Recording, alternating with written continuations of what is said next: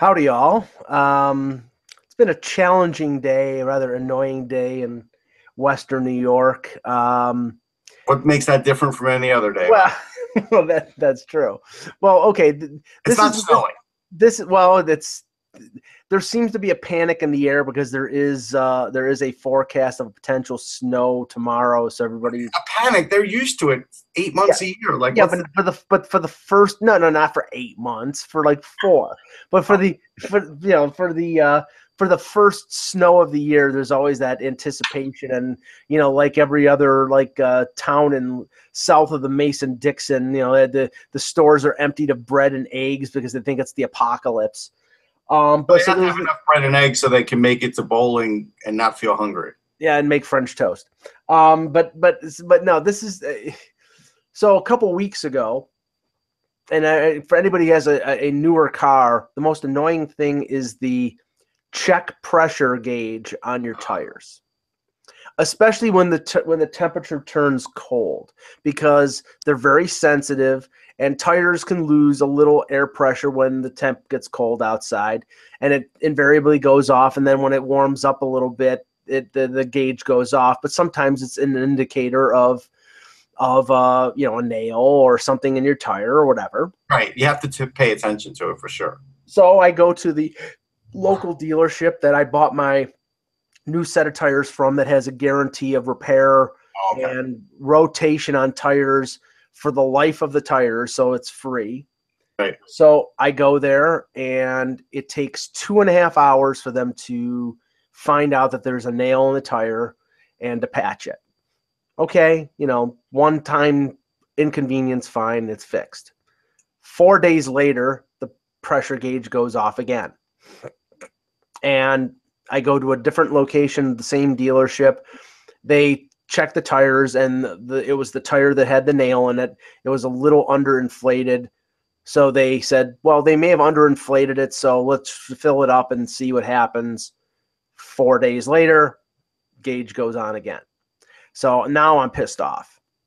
And I go to the dealership that originally fixed it. And it says, you fixed it wrong, or I want this fixed immediately.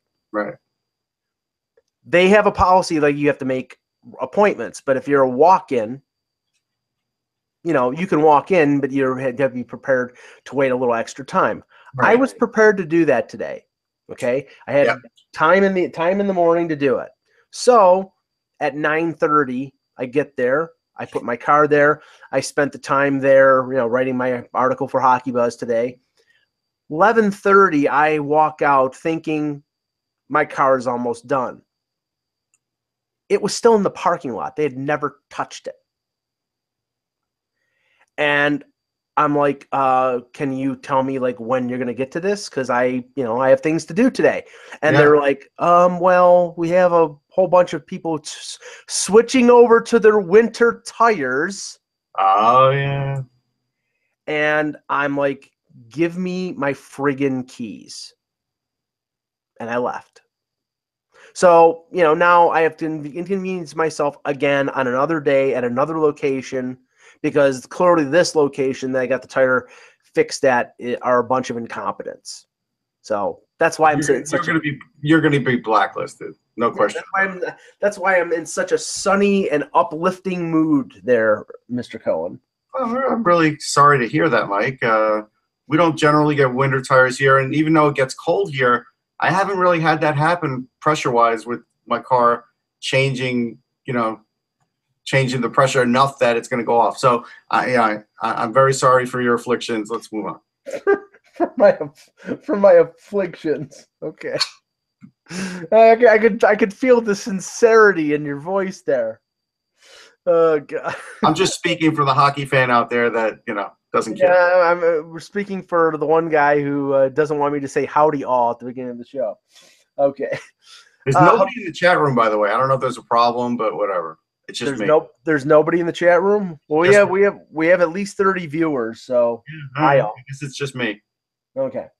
Hello, Hockey World. Today is Thursday, November 9th, 2017. I'm Russ Cohen from Sportsology. And I'm Michael Agello, and this is the HockeyBuzzcast here on HockeyBuzz.com. there were 3 games in the league last night. We'll talk about all of them. We'll talk about the interesting little note from about Shipachyov, who is on his way back to the KHL.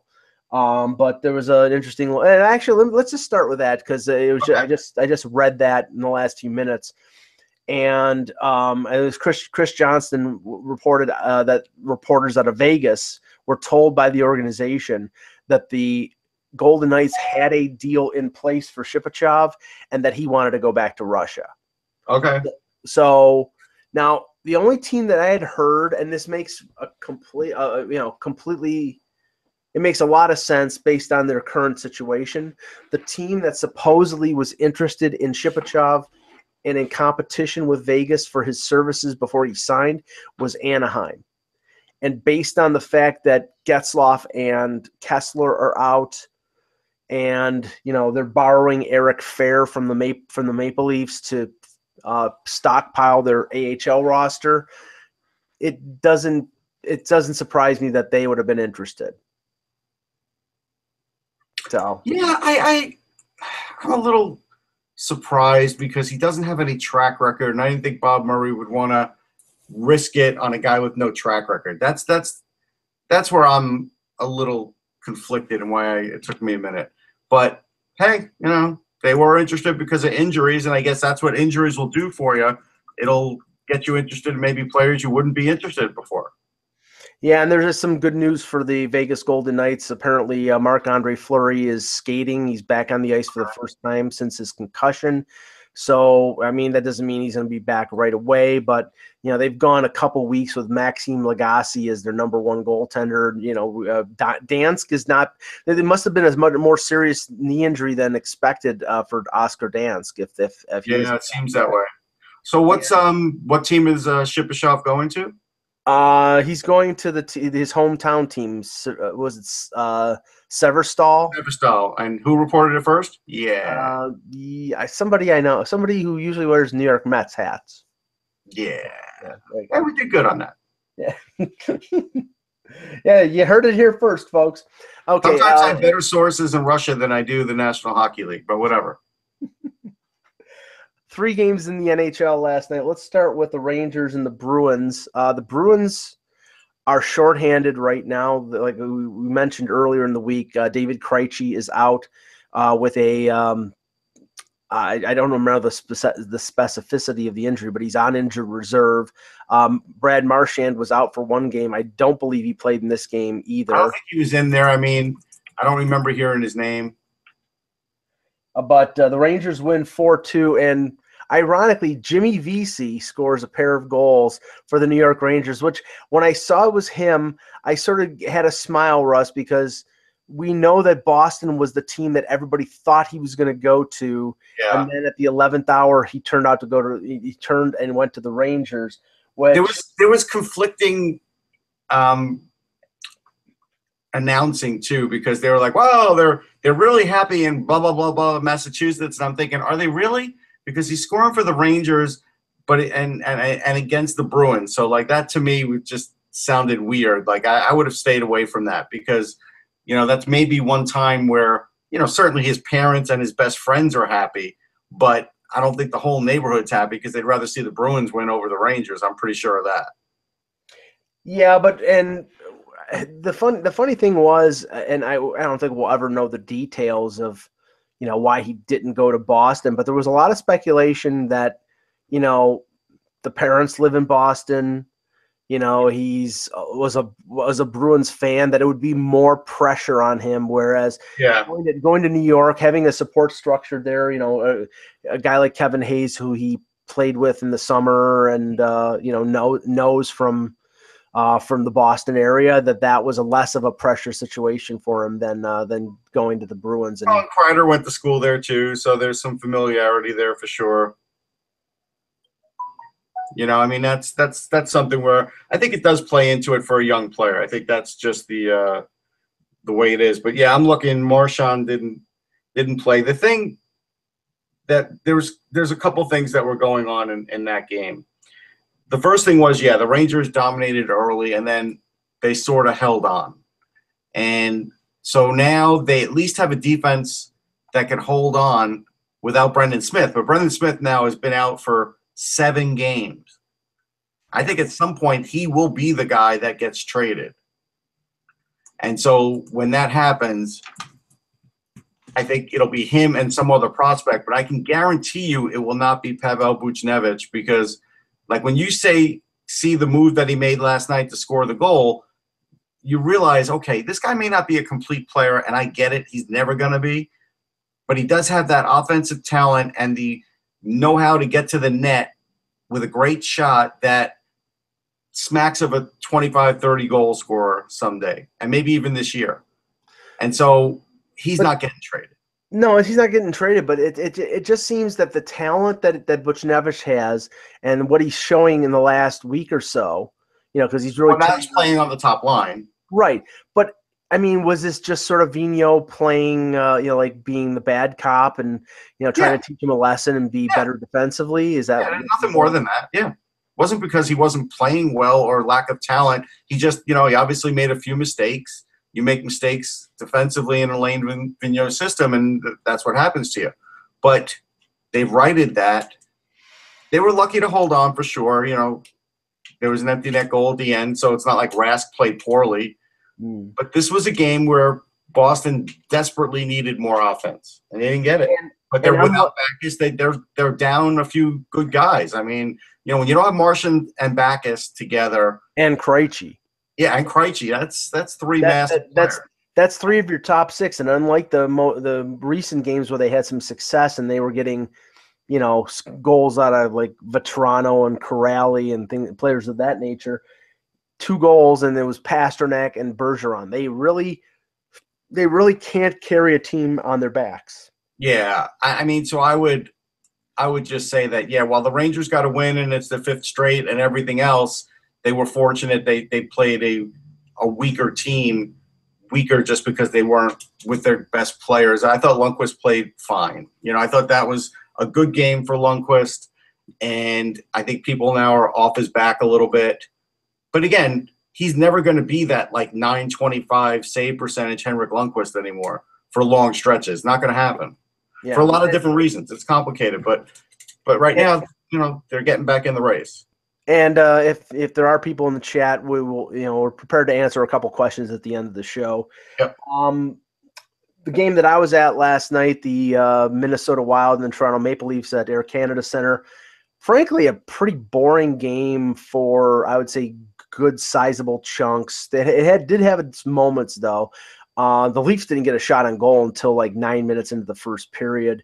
It was the first game that they played without Austin Matthews in the lineup. We'll talk about Matthews after the game itself, but a couple weird goals on Devin Dubnyk that were the difference in the game. I think the turning point and the most impactful moment of the contest was early in the second period when Freddie Anderson made a really nice pad save on Matt Cullen, and the Leafs came back the other way, and Zach Hyman set up Patrick Marleau for that was a nice goal. I saw that. Yeah, his 6th of the season, and after that, the Leafs never trailed. But like, this was a game where it seemed like the Wild really did lack that offensive push. They're missing Parise big time. Well, okay, they did lack the finishing ability, but they did dominate. They had 37 shots on goal, and Anderson. Yeah, but, again, that's why shots on goal is such a misnomer, because it's like you could just keep taking shots, but how many were really a chance to score? I mean, I would say Anderson had to make more than a few difficult stops. I mean, he was first star of the game, and he was the difference. I mean, granted, I think Minnesota is missing something. I mean, Jason Zucker had a couple goals. They were both like in the slot, real good chances, and he's a gifted scorer. At least they get lucky on that one that Dubnyk knocked in himself. Yeah, that was Kadri's goal. Yeah. And they also got lucky on it wasn't like Dubnyk played bad. No, but the Leafs didn't get. I think they had 18, only had 19 shots or something. Yeah, 18 or 19 shots. So they took advantage of the game-winning goal was a shot from the point that deflected off a defenseman. So two of their goals were fortunate. Yeah, and I mean when you don't have your best player in the lineup, you need breaks like that. Now, interesting thing, they moved Marlowe back to the middle between Hyman and Brown, and Babcock clearly does not want to play Marlowe up the middle. He realizes playing up the middle, you have to be more defensively responsible. He's quick enough to do it, but I don't think they want to put the wear and tear on a 38-year-old to play games at center. They as soon as they could, they moved him back to the wing, and then when Matthews got hurt, they moved him back to center. So I think they're hoping he's getting paid big bucks, and he's going to have to do that from time to time. Right, but the interesting thing was they limited him to 14 minutes last night. His wingers played more, and he barely played special teams, so they only had him playing even strength 5-on-5 up middle. But he was effective. He scored a goal. He made another impressive play. And Anderson, I think Anderson lately has been better. He's been more good than bad. He's still not being. He's still playing too many games. Yeah, and that's the thing. It's like the Leafs have played 17 games, and Anderson has played 15 of them. Now he's definitely not going to play both ends of the back-to-back Friday and Saturday against Boston. McElhinney will get one of those starts. But here's where, and you mentioned it last week, and I've said it as well, and I think it's a fact. If McElhinney plays badly against the Bruins, that's 2 bad games in a row. At least I thought the game in Los Angeles was a bad game. Some people said that he didn't have a chance on any of the goals. Well, you need your backup to steal you one or to make those impossible saves, and he didn't. If he has another bad game, I think that's it for him. You're going to start hearing the Calvin Pickard talk. I think that'll be it. Yeah, I mean, the funny thing is that Garrett Sparks has better stats in the AHL right now than Calvin Pickard, but I think Calvin Pickard has proved it at the NHL level, and Garrett Sparks never has. Right. So I think Pickard, and I don't think the Leafs would lose McElhinney if they waived him to the minors. No, I don't think they would either. I think he'd go right through, and I just think he would get that demotion if that happened. We'll see. I mean, but right now the Leafs needed to win. They got to win. And on the Matthews page, Babcock was very careful, and basically, he when they asked about his status for Boston, he's like, I don't know, it's not up to me. Basically, passed it off on the medical staff.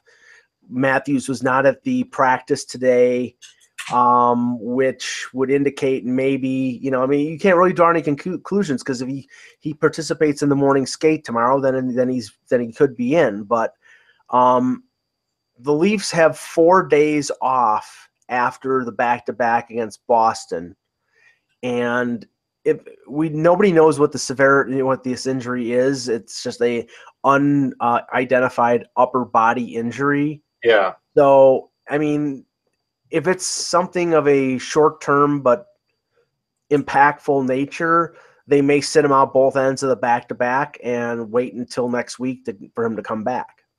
Yeah, I mean, I think they probably will sit him out the next game. Everybody, like I said, is being very safe right now. Like I said, Nolan Patrick's working out with the Flyers, but he's not even back.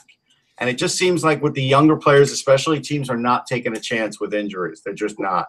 Well, right, and this is the thing that I knew would protect. Whether we like it or not, Matthews is still a younger player. That's true. But this is the thing that I heard this morning that I think will particularly irk you, is the fact that the Leafs are one of the biggest proponents of the sports science. It does irk me. Yeah. Stuff, and that sports science will let him know whether he can play or not.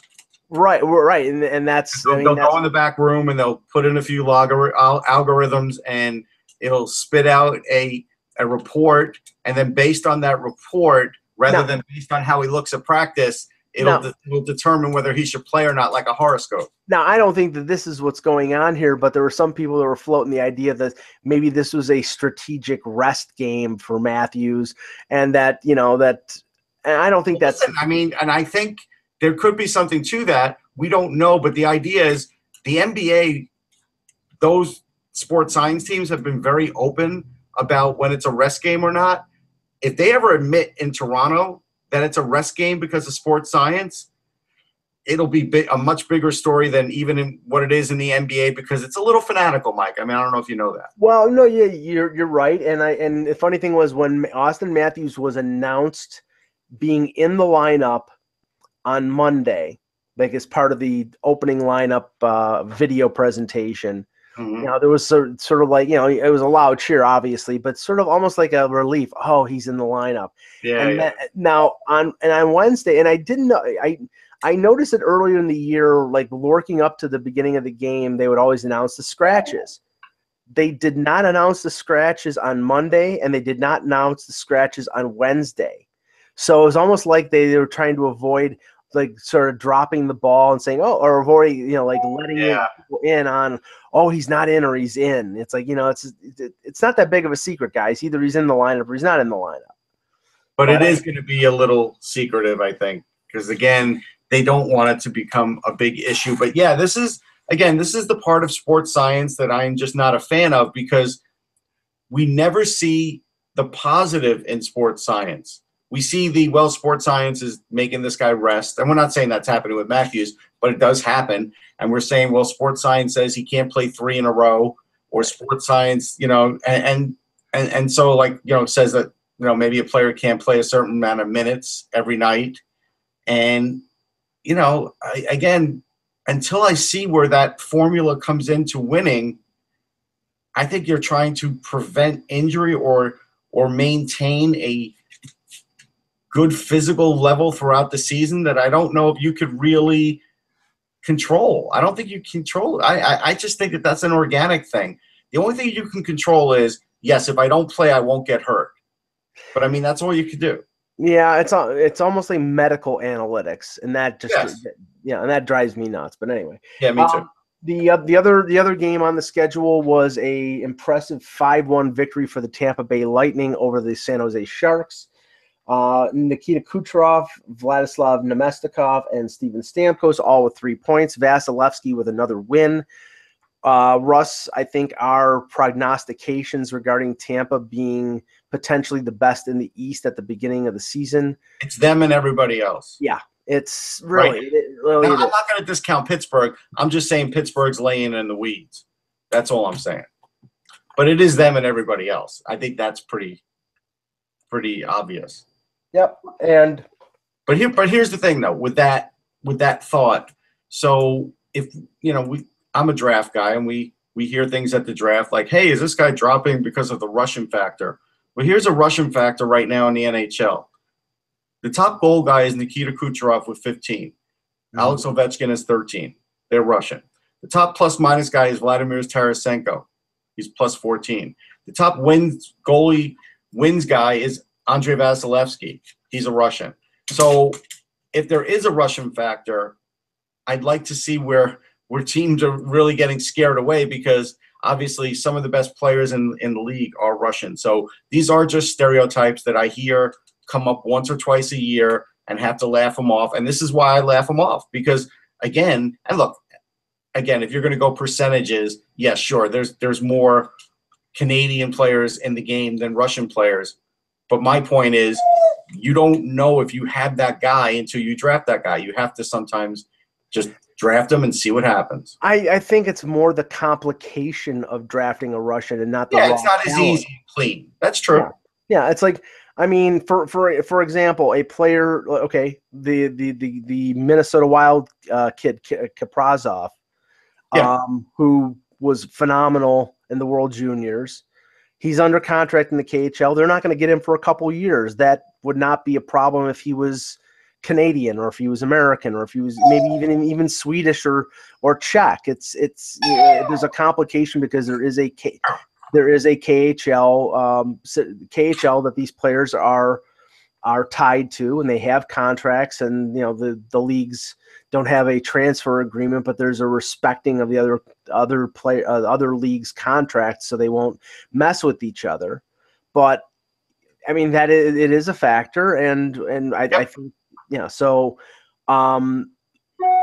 But again, it's not enough of a factor to not draft a guy. Again, you could draft a Canadian or an American, and if they go and play in NCAA hockey, you still might not get them either. So there's a complication, right? There's plenty of ways you could draft a Swedish guy, and he may never come over. You could draft a Finnish guy, and he may never come over. There's no foolproof method. There's no foolproof method.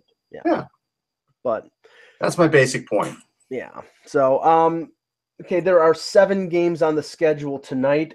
First one, a rematch between the Taylor Hall and the his former team, the Edmonton Oilers, as the Devils play. I just think that storyline's dead. I really do. Yeah. Well, it is. I mean, tell me where that storyline has life. Taylor Hall doesn't talk about it. I think they talk about it in Edmonton, and it doesn't get talked about in New Jersey. I think it's dead right now because the Devils are successful and the Oilers are sucking it up right now. I think that's why. If Connor McDavid was going great guns and the Edmonton Oilers were on the way to the playoffs and potential playoff success, and the poor little New Jersey Devils were struggling along, then it would be almost like a little bit of sympathy for Taylor Hall that he got traded to this outpost while the team that he was drafted first overall by is having all the success. I think it's a little dead now because Taylor Hall's in New Jersey where they're having success and Edmonton is struggling. Yeah, I mean John Hines right now would be a Jack Adams candidate. Yes. The Blackhawks visit the Philadelphia Flyers on covering that one. The NBC. I don't know if this is an NBCSN game, although there's. I don't care because I'll be at that game. No, I'm just kidding. For the rest of the people, for the little people, I don't know. Is it a rivalry night? Is it a repeat of the 2010 Stanley Cup Final? Yes, we will see Patrick Kane's goal, even though we didn't see it when it happened, like 10 times. Yes. The Montreal Canadiens face the Minnesota Wild, second of back-to-back. Actually, there is a little footnote in the Flyers game. Radko Gudas may be back for that. So that may give them a little more defensive depth to sort of – because right now, the Flyers are out of the playoff picture, and part of that is because of their defense, not really because of the offense. The offense has been pretty good. Interesting note here for the Wild. And Elliott's in, sorry. Interesting note here for the Wild and the Canadiens game. It was supposed to be Alex Stalock that started last night against the Leafs, with Dubnyk starting against Montreal, but Stalock's fiance or wife went into labor, so he got either sent down or put on maternity leave or whatever how they designate it. Yes. And they called up a backup goaltender who I can't remember right now, but Dubnyk started, so more than likely Montreal is getting the backup, getting the third stringer. Yep, that's going to help their little win streak too. Right. So I mean, Canadians seem to be catching a few breaks. Jonathan Drouin and Andrew Shaw both participated in practice this morning, in morning skate, but it's unknown whether they'll play. I didn't see the comments of Claude Julien to confirm or deny. I'm assuming. Why don't you give him a call? I'll wait. Yeah, there you go. That'll work. I have him on speed dial. The 13-2 Arizona Coyotes face the 12-3-1 St. Louis Blues. What are the odds on this game, Russ? I mean, the NHL's weird, so you don't know. I'm going to consider that the Blues might play their backup for this. Carter Hutton? Yeah. Maybe. Yeah, I mean, Allen's been playing a lot lately, right? I mean, if you ask Eck, that'll give him a good chance to win. Yeah. So I think you might see that. I mean, again, there's nothing I can add. Obviously, Arizona needs wins, but they'd have to reel off like 10 in a row to become a factor. 500. Yeah. But do you think they're tanking? Because I don't think they're tanking. No. Okay, I don't know who.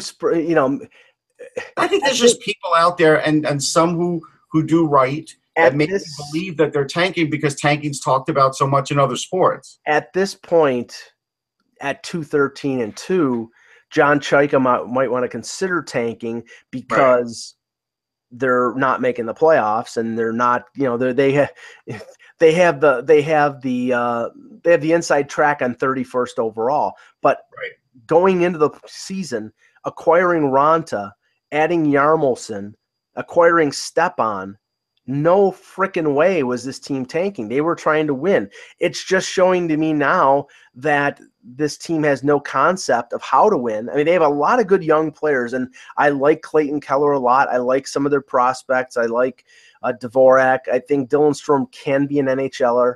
Yeah. But yeah, I mean, now in retrospect, yes, they should tank. I mean, I don't think they went out. No, I don't think they were trying to, but now you're right. They're sort of on that path. And in that vein, I think by the deadline, Chaika should consider shopping Yarmulson and even shopping Ekman Larson, because unless Ekman Larson absolutely loves Scottsdale, loves the golf courses there or whatever, he's not staying there after next year. Yeah, that's going to be the tough sell now, and that's going to be it could be a salient point for the organization, because while they are pretty deep in their prospect pool, they don't have anybody like Oliver Ekman-Larsson. I mean, certainly they have good defensemen. They do. And they'll eventually get everybody back healthy. But, again, nobody is near the quality of him. I think the only thing that would prevent them from – I mean, okay, I don't know what Ekman-Larsson wants to do a year from July. He may want to walk. He may want to test free agency. He may want to stay. But I think the one thing that would affect them in the decision of whether to trade him or not is if they win the lottery and they select Rasmus Dahlin. Because if they do that, they're going to want a veteran guy to show them the ropes. And yeah, I think that's fair. I mean, I do. I'm trying to look up Jacob Chikrin, and we don't even hear about him. Yeah, I haven't heard anything about him in recent weeks. I mean, that injury. All they say is it's not season ending, but okay. Yeah. Red Wings play the Calgary Flames. Red Wings are 8-7-1, better than I thought. Flames 8-7-0, worse than I thought. So he is continuing to skate. That's all we know about Chikrin. Okay. Vancouver Canucks play the Anaheim Ducks. 6-6-3 for the Ducks. Vancouver 8-5-2. And the matchup of the night, and this one I do. Yeah. I know you try and get out of talking about Vancouver quickly because they're your favorite team to talk about, but I don't want to gloss them over. Right now in the Canada-Russia Super Series, Cole Lind, who is a draft pick of theirs, who they stole as the 33rd overall pick, because I really thought he was a really good player. I mean, last year he scored 87 points and 30 goals. He's doing great. And Canucks fans are excited, and they have a right to be. I mean, I think this is, again, they're in a weird spot, their fans, because they're not tanking. They are trying to win, and they are trying to rebuild. And they've been drafting pretty well. And Cole Lind is another example of that. So I think if you're a Canucks fan, and also Thatcher Demko is second or third in the AHL in save percentage. And so I think he'll be up next year. Definitely as a backup for sure. And I think in 2 years he could steal that starting job over Markstrom if Markstrom's even still the guy, right? I mean, so they do have a lot to look forward to. They really do. We'll see. Wow, that's great analysis, Mike. That's just fantastic. The matchup of the night is in the second of back-to-backs. The Tampa Bay Lightning going down, and here we go. Well, no, actually, no. They're probably playing Anaheim the last game so they're actually doing it the right way. But I've seen West Coast trips where it was L.A., San Jose, Anaheim, which the NHL, whoever does the scheduling to put teams through that to go up and back again, it's just idiocy. I've seen that happen a couple times the last few years. But Tampa Bay, 12-2-2. Against the LA Kings, 11-2-2. I'm definitely going to watch this one on the center ice package, Russ. I'm certain Vasilevsky's not going to play, right? No, it's probably going to be Budaj, which, lately he's been pretty good for them. I mean, that's another thing. The Kings slid them Budaj, right, in a trade, and that's been very advantageous for them. It was part of the Bishop deal. Yeah, that's been very advantageous for them because they've needed that extra guy. Even though Vasilevsky is a workhorse, he's still a young goalie. So, that's cool. Yeah, otherwise the backup would be Gudlevskis. And I don't know. I still don't know what was happening last year. Nobody does. Well, because they weren't playing Gudlevskis, who was clearly their best goaltender in the minors. they weren't playing him in the Calder Cup playoffs. They were playing an older, and I can't even remember his name right now, but they were playing an older journeyman goaltender as the number one. Oh, Trevor Kidd. Yeah, that's who they were playing. No, I'm kidding. Trevor, yeah. No, Gump Worsley. That's who they were playing. Now, listen, I don't want to get too old. Trevor Kidd's only 45. Come on, man. And Gump Worsley's dead, I believe, so. Yeah. So on that note, we will end the show. We will be back tomorrow. Great way to end the show, Mike. Yes, Gump Worsley is dead. Generalissimo Francisco Frank. That's a news flash for you people out there. Yeah, well, I'm not a Boston radio station, so I'm not going to make fun of people's demises. And nor should you. Yes, and you know what? I have to say, scum buckets. Yeah. Absolute freaking scum buckets. Yeah, that was ridiculously awful, and why their mics weren't cut by management makes no sense. That's just ridiculous. That's kind of stuff that Howard Stern wouldn't have even done in his heyday. Yeah, I mean, you feel like that's something that wouldn't even be touched because, again, no matter what really – and here's the thing. You watch that video, and I did watch it. You can't really see much of anything. So for these things to be determined as to how he was flying is really a leap of faith anyhow. And we're not going to – I don't know if this is the case. I saw a report, and I don't know if this is completely accurate, but there was a report from the NTSB that says they won't know for a year to 2 years because there was no black box, there was no flight recorder in this. Basically, it's like a little ultralight type of plane. Right. And all they hit, the video does show them going up and down at a rapid motion, but it's only once, so we don't know we don't know why that happened. And that's my point. Is again, people are jumping to conclusions here, and it's not right. Yeah. And especially guys in the media. I mean, if people in the media want to have fans and listeners think better of them, then don't pull crap like that. Yeah. We'll be back tomorrow at some time. We will let you know via Twitter with the next edition of the Hockey Buzzcast. For Russ Cohen, I'm Michael Agello. Thank you for watching. And remember, without the buzz, it's just hockey.